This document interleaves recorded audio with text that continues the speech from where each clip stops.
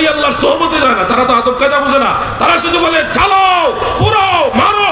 এই জন্য বলি বর্তমান গোটা পৃথিবীতে যত জঙ্গিবাদ রয়েছে, যত মানবতা বিবর্জিত সংগঠন রয়েছে, এই সংগঠনগুলো কোনোটাই ওলি আল্লাহদের পক্ষের না, বরং যারা জঙ্গিবাদ বা এই মানুষের উপর আক্রমণাত্মক দল গঠন করেছে, তারা দেখবেন কোনো না কোনো ভাবে মদিনাওয়ালার সম্মান, তাজিম, ইজ্জত বুঝে না, তারা আল্লাহর ওলিদেরকেও মানে না। মাজারের নাম শুনলে তাদেরকে আগুন লেগে যায়। আপনি মাজারে যাবেন, এই কারণে আপনাকে বলা হবে মাজার পূজারী। মাজারে গেলে আপনাকে কি বলবে? মাজার পূজারী। আমাদেরকে বলে তো, তাদের এই কথায় আমাদের কিছুই আসে যায় না। মাজার পূজারী, এই পূজা তো মুসলমান করে না, এই পূজা করে হিন্দুরা। কারা করে? হিন্দুরা পূজা করে। এই পূজার শব্দ তাদের জমানে এত বেশি আসে কেন? তাদের জমানে তো পূজা আসার পিছনে মনে হচ্ছে হযরত শাহজালাল রাহমাতুল্লাহ আলাইহি ওই সময় যাদেরকে মুসলমান বানাইছে, কিছু তো সত্যিকারের মুসলমান হয় নাই, ব্লাড ওইটা রয়ে গেছে। ওই ব্লাডের তাসিরের কারণে আজকে বাতিলরা ওই পুরান যে শব্দটা, বুলিটা, ওটাও আওরায়া বলায় যে মাজার পূজা। আরে তোমরা পূজার গোষ্ঠী হতে পারো, আমরা পূজার দল না, পূজার গোষ্ঠী না, আমরা আল্লাহর গোলাম, মদিনাওয়ালার গোলাম। ঠিক আছে, ঠিক।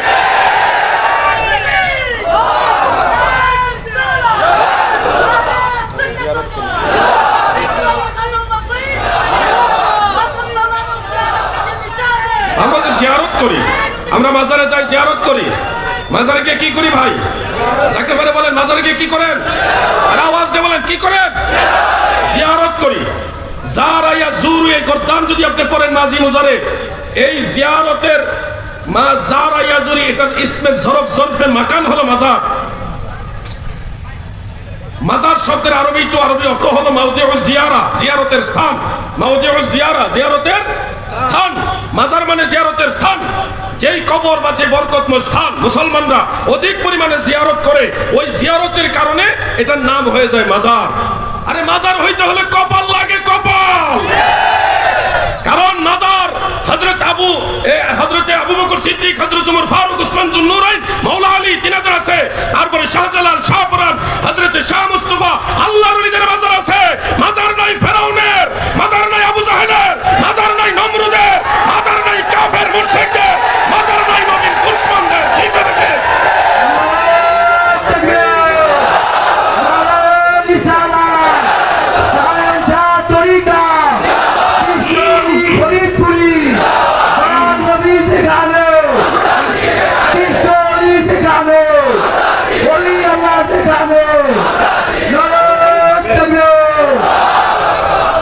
প্রিয় ভাইরা, আমার নাম লাগবে না।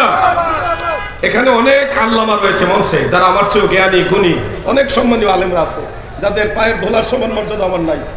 এই মঞ্চে অনেক আলেম আছে যাদেরকে আমার আল্লাহ আমার চেয়ে হাজার গুণে বেশি ভালোবাসে। অতএব এখানে আমার নামে যদি আপনারা তাকবীর দেন, তাহলে এটা আমি মনে করি আমার জন্য ক্ষতির কারণ হবে। কারণ আমার চাইতে বেশি ভালোবাসে আল্লাহ তাআলা এমন মানুষ এই মঞ্চে আছে। প্রিয় ভাইরা আমার, আমি কিছুক্ষণের মধ্যে আলোচনায় টানবো। শুধু আপনাদের বলি, আল্লাহর রাসূল সাল্লাল্লাহু আলাইহি ওয়াসাল্লাম মাজার জিয়ারত করেছেন। এটা কি দলিল দিয়ে আপনাদের বোঝানো লাগবে? না আপনাদের জানা আছে? নবীজি মাজার বা কবর জিয়ারত করেছে, এটা জানা আছে তো? কবর আর মাজারের বেশকম কি? কবর আর মাজারের বেশকম হলো, আপনারা একটু সবাই খেয়াল করেন, এটা কি? জোরে বলেন। এটা একটা রুমাল, চাদর বলছেন, অনেকে চাদরের মতো দেখা যায় তো। আচ্ছা, এটা বাদ দিলাম। নওয়ালি ভাই, আপনার চাকরিটা দেন। সবাই বলেন, মাজার আর কবরের পার্থক্য বোঝাচ্ছি আপনাদেরকে। এটা কি? মনে হয় চিনেন না। আচ্ছা, এটা পাগড়ি। সবাই একমত? সবাই একমত? আমিও একমত। কিন্তু এটা একটা কাপড়। এটা কি? কাপড়। এটা যে কাপড়, এই ব্যাপারে কি কারো কোনো দ্বিমত আছে? তাহলে এটা কাপড়, এটাও সত্য। এটা একটা পাগড়ি, ওটাও সত্য। বেশকমটা কি? কাপড় আর পাগড়ির বেশকমটা হলো, সব পাগড়ি কাপড়, কিন্তু সব কাপড় পাগড়ি না। বুঝে নেবেন কথাগুলো। সব পাগড়ি কাপড়, কিন্তু সব কাপড় পাগড়ি না। আরে বুকা, তোমাকে কিভাবে বুঝাবো? পৃথিবীর সব মাজারই কবর, কিন্তু সব কবর মাজার না। মাজার হইতে নসিব লাগে। ওখানে গেলে তুমি আমাদেরকে পূজারি বানাই দিচ্ছ, মুশরিক বানাই দিচ্ছ। কি বলো তুমি?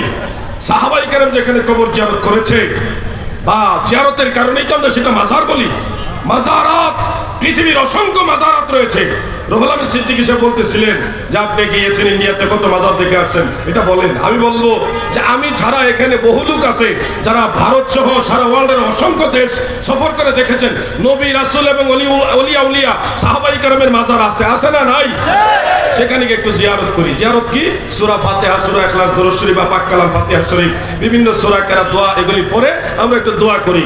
অনেক সময় একটু আদবের সাথে বসে থাকি, অথবা এখানে একটু কোরআন তেলাওয়াত করি। সবগুলিরই কোরআন হাদিসের দলিল আছে, এই কাজগুলির দলিল আছে। তবে আমরা কোনো সময় মাজারে বা কবরে বা আল্লাহ ছাড়া কাউকে সেজদা দেওয়ার পক্ষে না। সেজদা পাওয়ার একমাত্র মালিক আল্লাহ। বলেন কে? একটা জবানও বন্ধ রাখবেন না, একমাত্র সেজদার মালিক কে? যে বলবে না, আল্লাহ বলবে না, মনে করবেন এটার মধ্যে ভেজাল আছে। বলেন সেজদা পাওয়ার একমাত্র মালিক কে? আমরাও ফরিদপুর বিশ্ব জাকির মঞ্জিলের দরবারের পক্ষ থেকে আপনাদেরকে স্পষ্ট বলে গেলাম, আল্লাহ ছাড়া কাউকে সেজদা দেওয়ার পক্ষে আমরা না। আমার হুজুর কেবলা এটার বিরুদ্ধে লিখে গেছেন, বিরুদ্ধে ওয়াজ করে গেছেন, বিরুদ্ধে লিখে গেছেন, বিরুদ্ধে মানে কবরে মাজারে সেজদা দেওয়া নিষেধ, এই ব্যাপারে হুজুর কেবলা অনেক নসিহত দিয়ে গেছেন। এরপরে যদি কেউ মনে করে আমরা মাজারে সেজদা দিই, ভুল হবে। আপনি বলবেন অমুক জায়গায় দেখেছি একজন লোক কবরে বা মাজারে সেজদা দিয়েছে। ভাই, যে লোকটা মাজারে বা কবরে সেজদা দিয়েছে সে তো নিশ্চয়ই কোনো মাদ্রাসার প্রিন্সিপাল নাকি? যে লোকটা মাজারে সেজদা দিয়ে পড়ে আছে সে কি কোনো মাদ্রাসার শাইখুল হাদিস, হেড মুহাদ্দিস, কোনো বড় কোনো আলেম? নিশ্চয়ই গাঞ্জাখোর।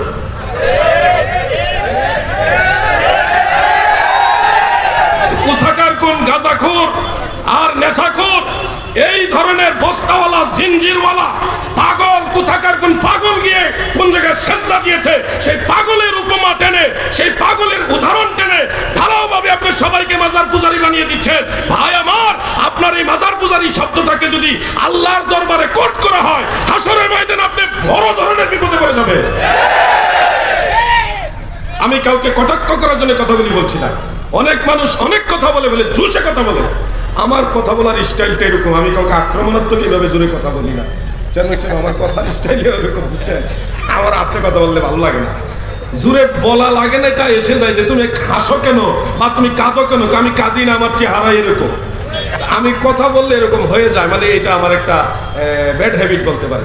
এরকম আমি বললে জোরে হয়ে যায়। এটা মূলত কাউকে আক্রমণাত্মক না, কাউকে হিট করার জন্য না। আমি জাস্ট বিষয়টা জজবার সাথে বুঝাইবার চেষ্টা করি আর কি।